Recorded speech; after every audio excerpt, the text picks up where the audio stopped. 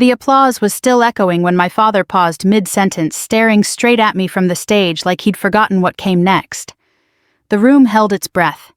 Crystal glasses hovered inches from lips. Then he smiled tight, practiced, and said, "And my youngest daughter, well, she's here tonight. Let's give her a hand." He didn't say my name. He never did. That was when a voice from behind me cut through the silence, calm and certain.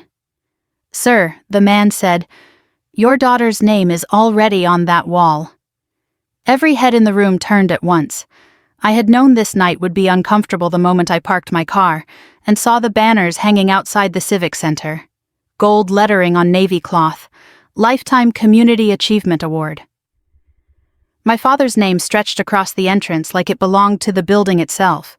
Inside, everything smelled faintly of lemon polish and overbrewed coffee, the kind poured into silver urns and left to burn for hours. Folding chairs had been replaced by round tables draped in white linen. There were centerpieces of small American flags and votive candles that flickered whenever someone walked past. I checked in at the registration table and took my name badge without correcting the volunteer when she said, "You're with the family, right?" I nodded. I was always with the family. Rarely named, rarely introduced, just present. I chose a seat near the back, close enough to see the stage, but far enough that I wouldn't be in anyone's way. That had been my role for most of my life. Stay visible enough to be polite, invisible enough not to complicate things. My father liked clean lines, simple narratives, a son who followed him, a daughter who made him proud. And then there was me, the youngest, the one whose path bent away from his like a river that refused to be dammed. The room filled quickly. Men in dark suits shook hands with the same smiles they'd worn for decades. Women adjusted pearl necklaces and whispered updates about grandchildren and knee replacements. A few veterans wore ball caps stitched with unit names and years served. They nodded at one another, an unspoken language passing between them. I returned those nods without thinking. Old habits don't fade just because you take off the uniform.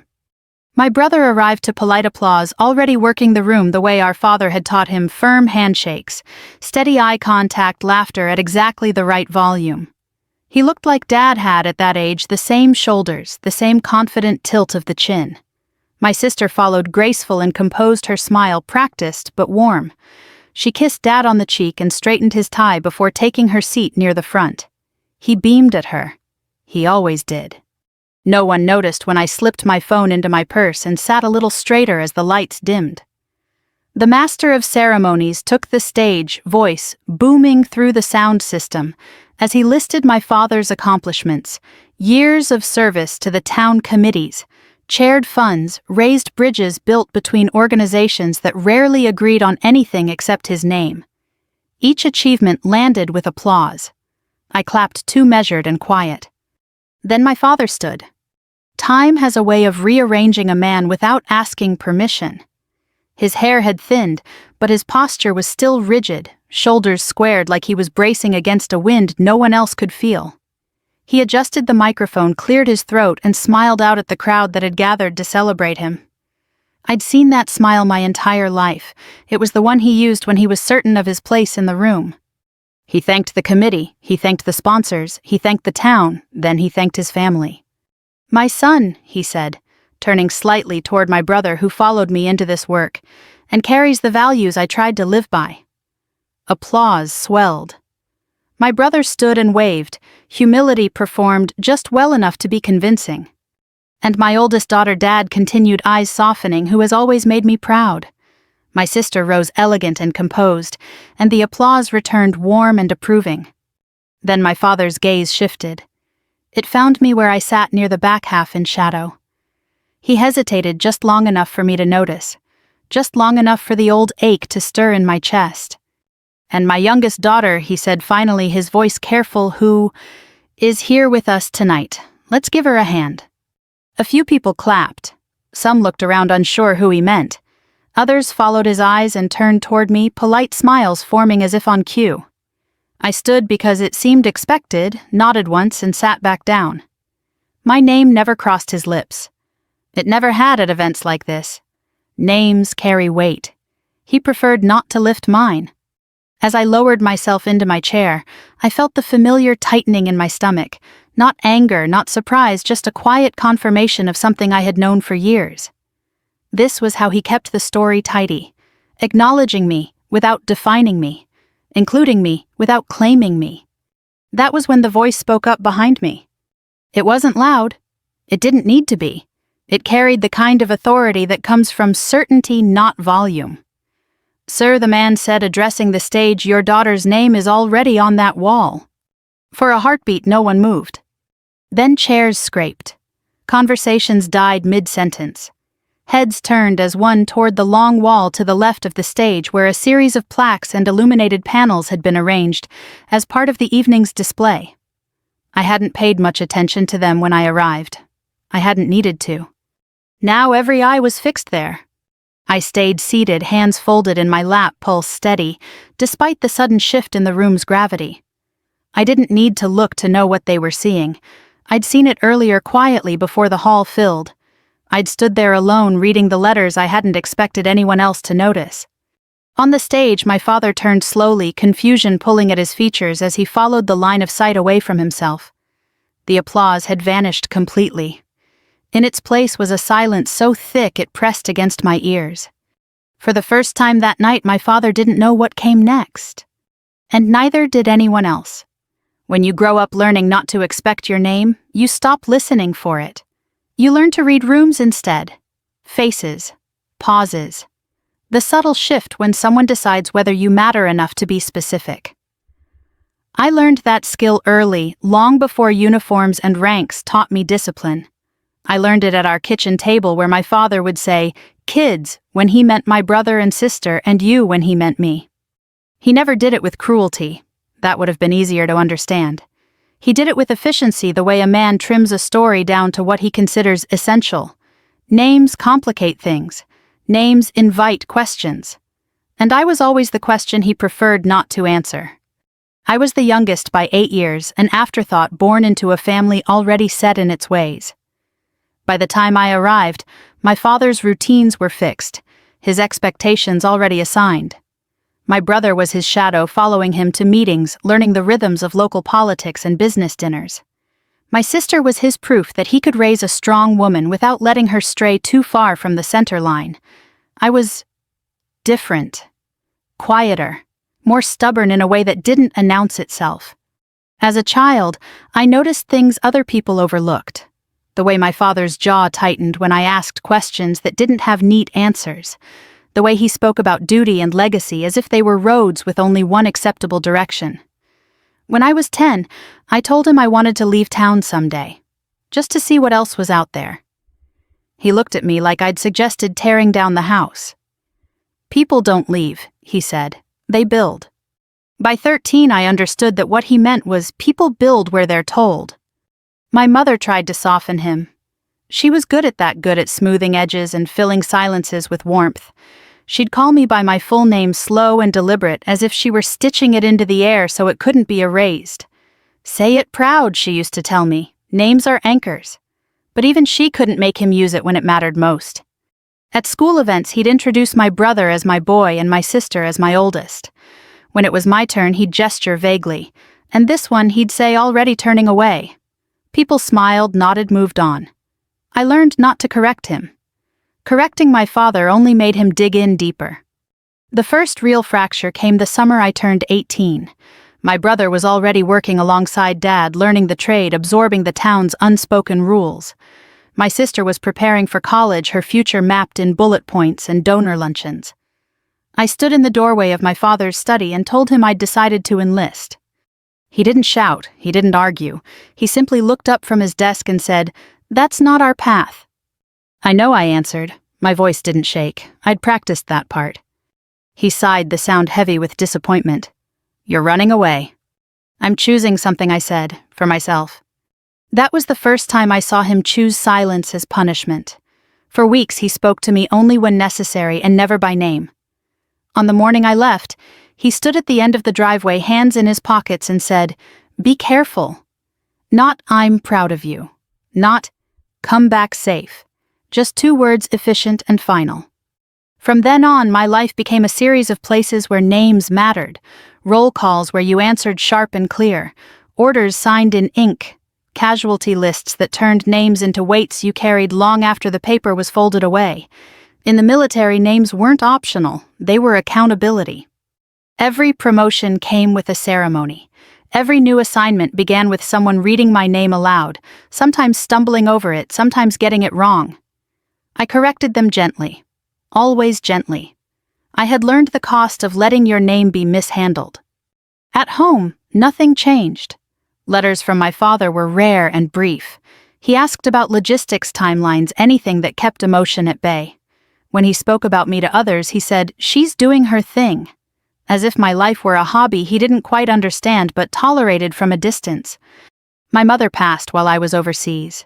I flew home for the funeral in a borrowed uniform, jet-lagged and hollowed out. At the service, my father stood stiffly beside me as people offered condolences. More than once I heard him say, "This is my daughter." He didn't say which one. I didn't correct him. Grief rearranges priorities, and names seemed small that day. Afterward, though, the old patterns returned. He never asked about my work unless it intersected with something he could explain to his friends. He never visited me on base, and at gatherings like this one, banquet ceremonies, public moments, he kept me safely undefined. So when he paused on stage tonight searching for a way to acknowledge me without saying my name, I wasn't surprised. Disappointed, yes. Tired, certainly. But not surprised. What surprised me was the interruption. As the silence stretched, and every eye in the room fixed on the wall, I finally turned in my chair and looked. The display was simple, elegant. Rows of names etched in metal and light honoring service sacrifice contributions, made quietly over years, rather than loudly in speeches. I knew exactly where my name was, knew the font and spacing as well as I knew my own reflection. I watched my father's face as recognition dawned, watched confusion give way to something like unease. He hadn't expected this part of the story to be visible. He hadn't planned for the narrative to expand beyond his control. Behind me, the man who had spoken remained standing, hands clasped behind his back, patient. He didn't point. He didn't explain. He simply let the truth occupy the space it had always deserved. And for the first time in my life, my name was about to be read aloud in a room my father couldn't command into silence. I didn't stand up when they started reading the wall. I stayed exactly where I was, back straight, hands folded, breathing steady. Years of training had taught me the value of stillness. Movement draws attention. Stillness lets the moment do its work. The plaque wasn't flashy. No spotlight, no scrolling graphics, just brushed metal and clean lettering arranged by category rather than importance. Service and sacrifice, community endowments, veteran support, names etched with the kind of permanence that doesn't ask permission. I'd walked past it earlier that evening before the room filled, when the chairs were still empty and the air smelled of fresh polish. I'd stopped without meaning to, reading it the way you read a headstone, not for pride but for acknowledgement. My name was there, full, correct, no abbreviations, no qualifiers. Seeing it had felt strange, like spotting yourself in a photograph you don't remember posing for. Not because I hadn't earned it, but because I'd never needed it to exist out loud. I hadn't come tonight expecting recognition. I'd come because my father had invited me, because declining would have turned into a story I didn't want to fuel.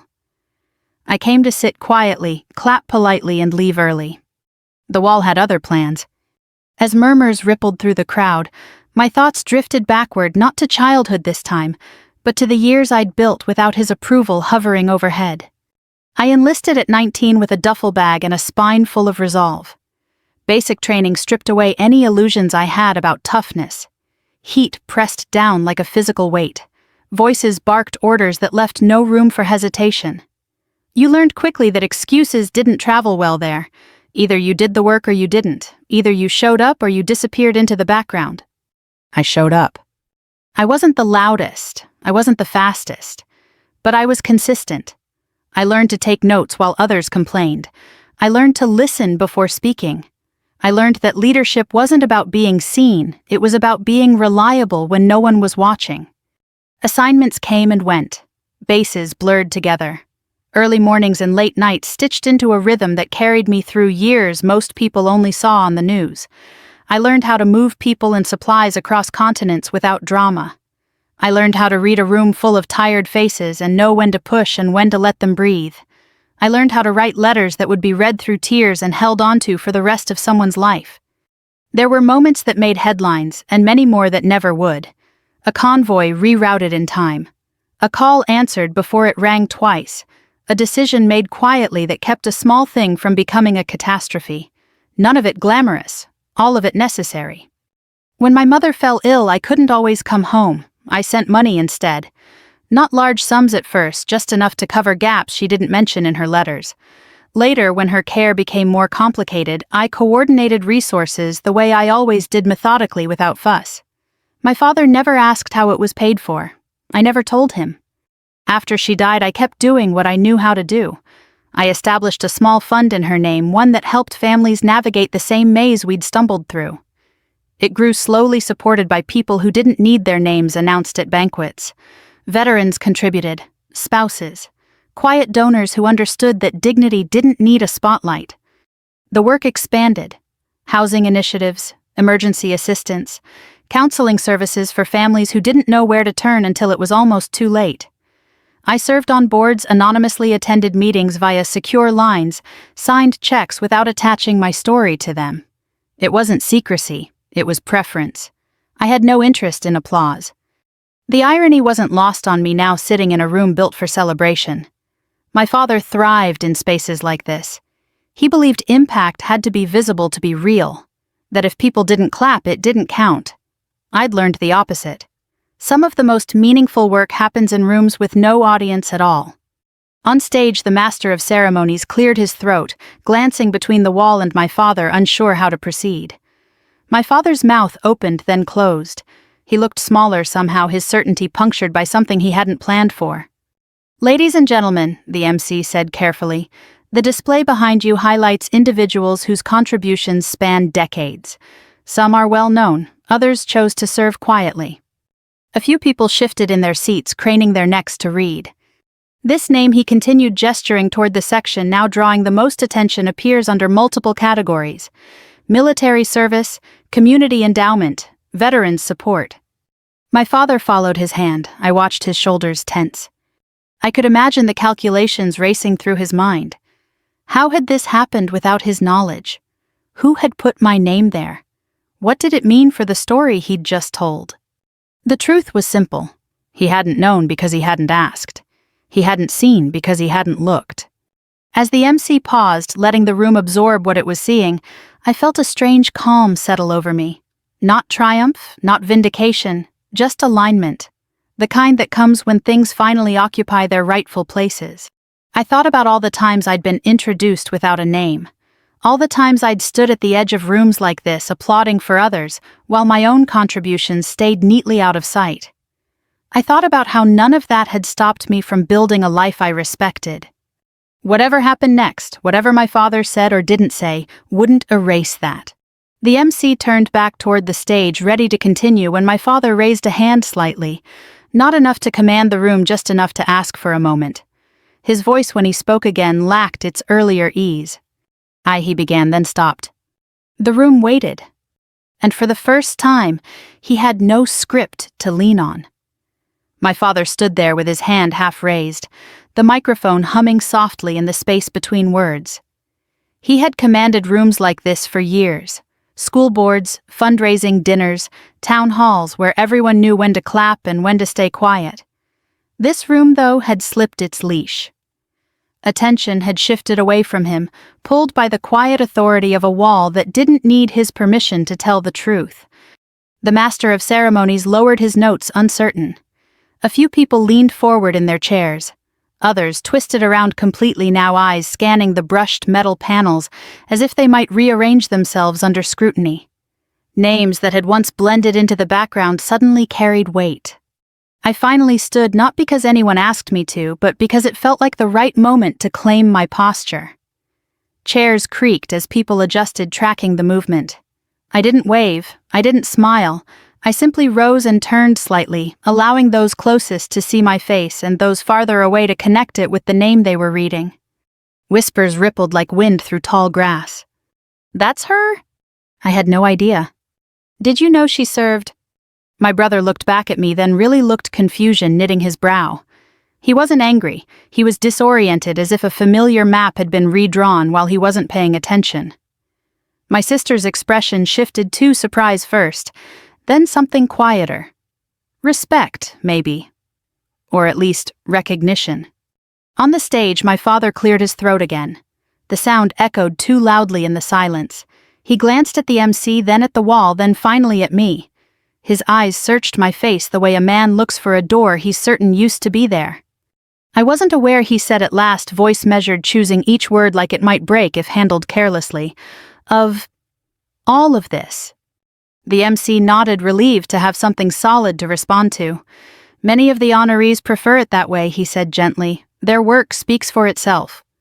A few people chuckled softly, not unkindly. The tension eased just enough for air to move again. My father shifted his weight, the confident stance he'd carried all evening faltering. He adjusted the microphone, then let his hand fall to his side. For a moment I thought he might retreat into platitudes, thank everyone again, make a joke, move on. That was his instinct when things grew uncomfortable. Instead, he did something unexpected. He stepped away from the podium. The movement was small but decisive. It pulled focus back to him without demanding it. He turned fully toward the wall, now squinting slightly as he read. I watched his face change as recognition settled in piece by piece. Not recognition of achievement, he'd always understood that abstractly, but recognition of effort, duration, scale. How long, he asked, not into the microphone but aloud, as if the room itself might answer. Several years, the MC replied. Some contributions go back more than a decade. My father nodded slowly. The man who'd built his life on timelines and milestones was recalibrating, realizing how much time had passed without his notice. He turned back to the audience, then to me. The distance between us felt suddenly vast, not measured in feet, but in years of unasked questions. I didn't know, he repeated softer now. I met his gaze and spoke for the first time that evening, my voice steady, unamplified. You didn't ask.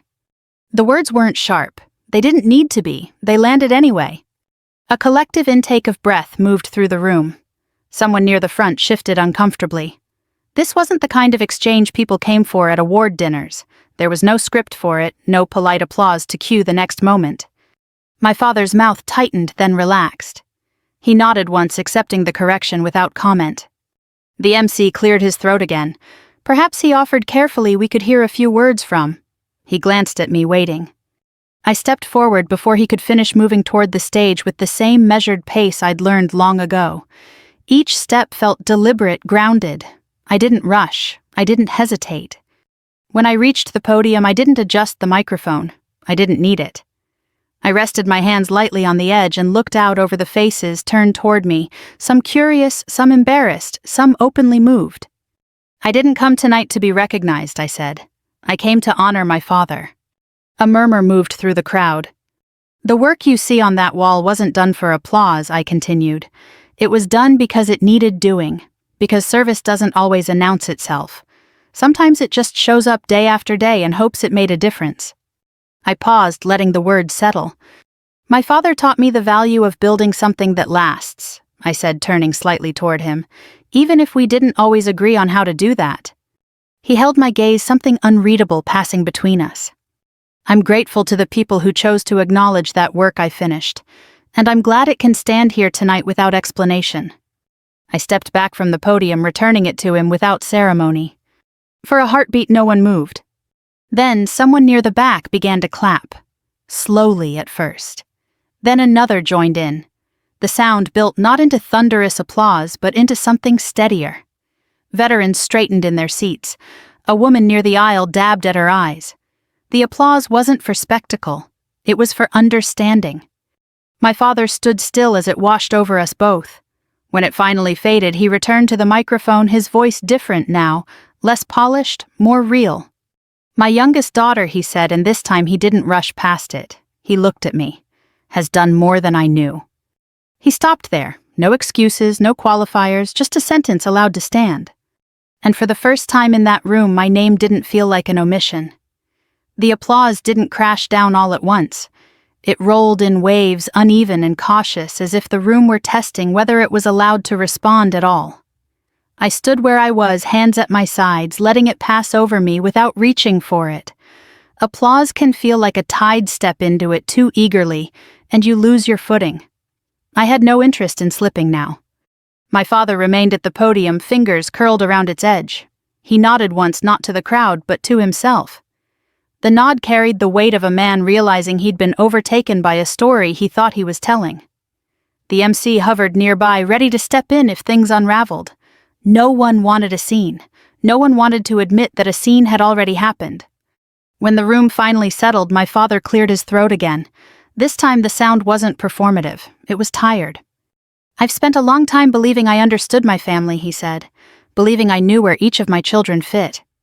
He paused, eyes moving briefly to my brother, then my sister. They both sat very still now, their earlier confidence softened by uncertainty. My brother's hands were clasped so tightly, his knuckles had gone pale. My sister stared straight ahead, her smile gone, replaced by something thoughtful and strained. "I spoke tonight the way I've spoken for years," my father continued, "in generalities, in summaries." A murmur rippled through the room. This was unfamiliar territory for him, self-examination in public. He shifted his stance, shoulders sagging just slightly, as if acknowledging gravity for the first time. "I see now that I left things out," he said. "Not someone, not her, things." It was as close as he could get in that moment. I felt the old instinct rise in me, the urge to stay quiet, to let him move past this the way he always did. Silence had been my shield for most of my life. It had kept arguments from igniting, disappointments from spreading, but silence, I'd learned, also lets misunderstandings fossilize.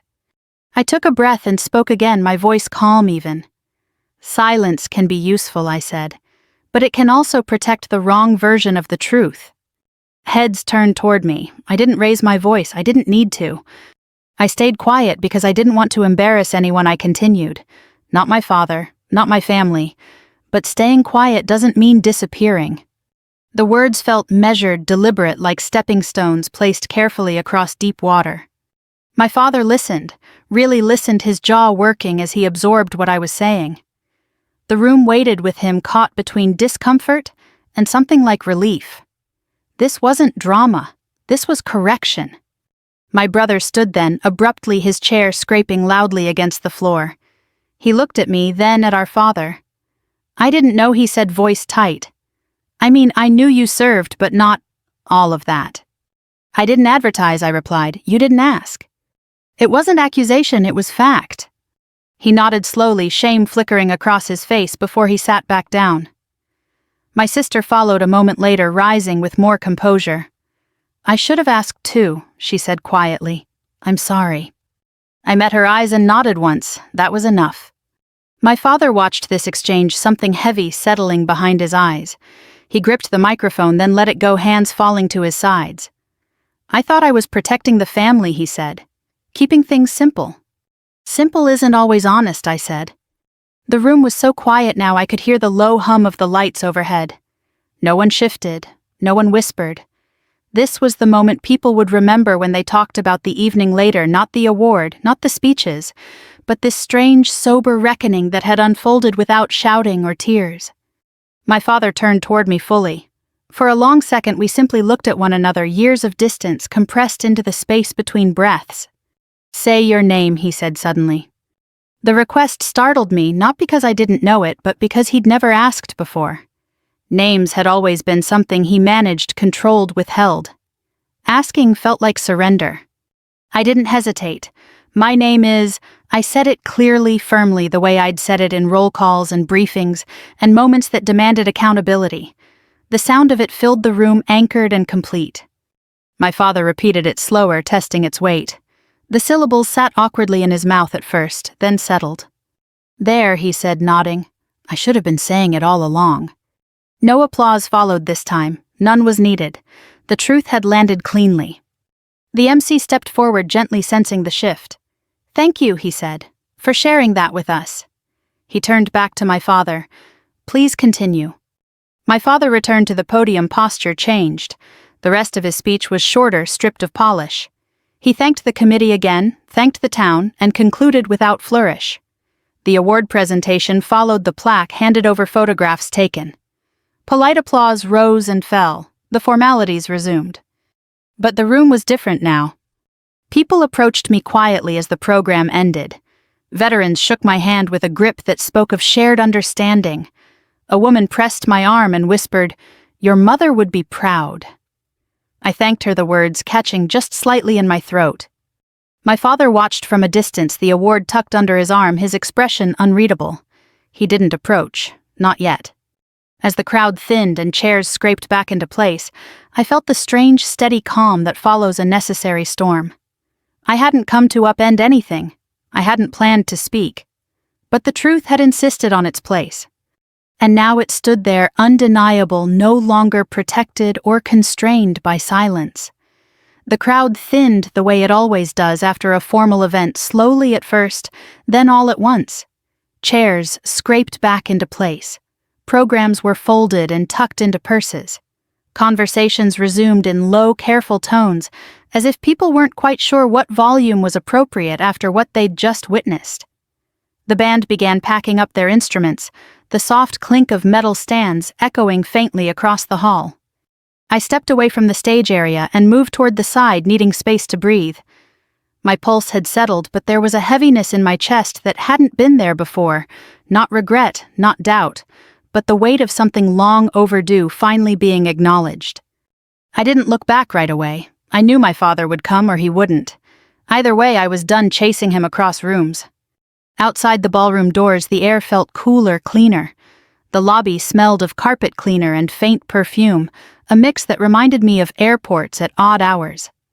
I stood near a tall window and watched cars pull up and away, headlights cutting brief arcs through the darkness. "Hey." My brother's voice came from behind me.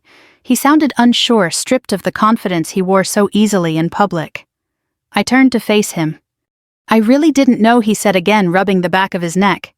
"Dad, he never talked about you much, about what you did." "I know," I said.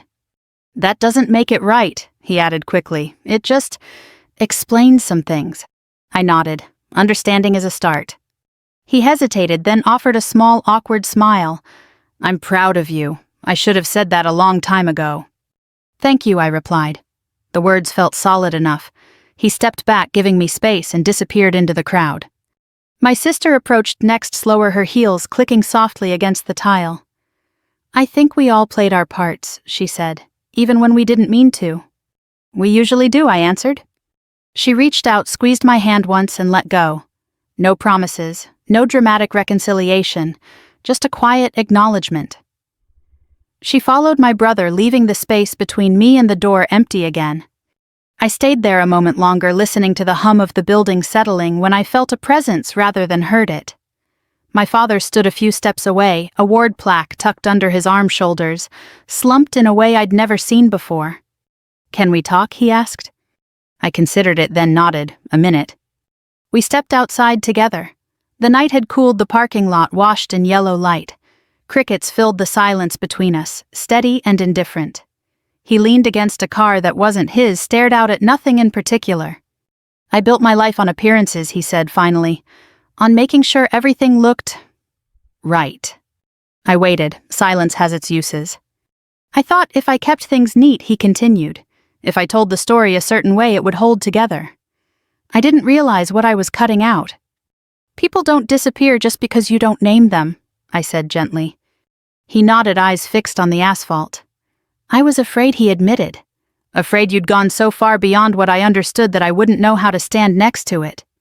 The honesty surprised me more than any apology could have. "I didn't need you to understand everything I said. I needed you to acknowledge it." He turned to me, then really turned, his face lined and tired and stripped of pretense. "I'm sorry I didn't," he said. "I'm sorry it took a wall full of names for me to see it." I let the words sit. Apologies aren't coins you spend quickly. They need to be examined, weighed. "What happens now?" he asked. I thought about that. About how many stories rush to fix things neatly, to wrap pain in reconciliation and call it closure. Now, I said, we call things what they are. You don't have to rewrite the past. Just don't keep repeating it. He nodded once, absorbing that. "Your name," he said, slowly, deliberately. He said it again correctly without rushing. "I won't forget it." I believed him not because he'd promised, but because of how carefully he spoke it. We stood there a moment longer, two people bound by blood and time not suddenly healed but no longer pretending the wound wasn't there. That was enough. Inside, the last of the guests were leaving. Somewhere laughter rose and fell, life moving on the way it always does. I turned toward my car keys, cool in my hand. As I drove away, the building receded in my mirror's lights, shrinking into the dark. The night stretched open ahead of me, quiet and honest. For the first time in a long while, I felt like the story had been corrected. Not rewritten, not redeemed, but set straight. And sometimes that's all a lifetime needs. I drove home with the radio off, letting the hum of the tires fill the space where my thoughts usually raced. The road was familiar, lined with storefronts already dark for the night, the same ones I'd passed 100 times growing up. Everything looked smaller now. Or maybe I'd grown into a different scale. At a stoplight, I caught my reflection in the rearview mirror, eyes tired, jaw set, shoulders finally relaxed. I thought about how many miles it had taken to arrive at a moment that lasted less than an hour. How much work goes into a correction that once made looks obvious in hindsight. When I reached my driveway, I sat for a moment with the engine running. The house was quiet, a single porch light cutting a soft circle into the dark. I turned the key and listened to the silence settle deep and clean. Inside, I set my purse down and kicked off my shoes, the simple rituals grounding me after a night that had asked me to stand taller than usual. I poured a glass of water and stood at the kitchen counter, letting it cool my throat. My phone buzzed once, then again. Messages from people I hadn't expected, veterans I'd served with years ago, a woman from the housing initiative, an old colleague who'd heard through the kind of channels that don't need announcements. Short notes, steady words, "Proud of you, about time, you handled it clean." I smiled just a little. Later, when the house had settled into its nighttime sounds, the refrigerator clicking the distant bark of a dog, I sat at the table and thought about my father. Not the man on the stage, not the voice that stumbled over omissions, but the one standing in the parking lot under yellow lights, saying my name as if it were something newly discovered and fragile. I didn't expect us to become something we'd never been. Stories like that belong to movies. What I wanted was simpler, accuracy. A shared understanding that doesn't require applause to hold. In the days that followed, life returned to its rhythm. Work called. Meetings stacked up. Decisions waited. The wall at the Civic Center stayed where it was, names etched and lit, doing what names are meant to do, marking presence. My father called once, brief and careful. He asked how I was. He said my name. It wasn't dramatic. It didn't need to be. I visited my mother's grave the following weekend, the grass trimmed and neat flags fluttering in the breeze. I stood there longer than usual, hands clasped behind my back, and told her what had happened. Not every detail. Just enough. I told her the correction had finally been made. I told her her voice, the one that insisted names mattered, had been right all along. On the drive back, windows down, I thought about how many people carry a version of themselves that never quite gets named. How many sit at the edge of rooms, applauding for others, wondering if the work they've done will ever be seen clearly. I thought about the cost of staying silent and the cost of speaking, and how choosing between them is rarely simple. Here's what I know now. Dignity doesn't require an audience, but truth does require space. Sometimes that space opens quietly. Sometimes it opens all at once in front of people you didn't plan to teach. Either way, when the moment comes, stand in it. Say what needs saying without sharpening it into a weapon. Let the facts do the heavy lifting. My father still has his award. It sits on a shelf where visitors can see it. The wall still carries my name. Neither erases the years before. But together they tell a story that's closer to whole than it's ever been. If you've listened this far, maybe you're carrying a name that hasn't been spoken enough. Maybe you've done the work without the recognition, trusting that it mattered anyway. I hope this story reminds you that quiet strength counts, and that when the time comes, it's okay to let the truth be seen. I'd love to hear what this brought up for you. Share your thoughts in the comments and tell me where you're listening from. We tell stories like this every day, stories about dignity correction and the long roads that lead us back to ourselves. If you want to keep walking that road with us, subscribe so you don't miss what comes next. We're glad you're here. Let's continue the journey together.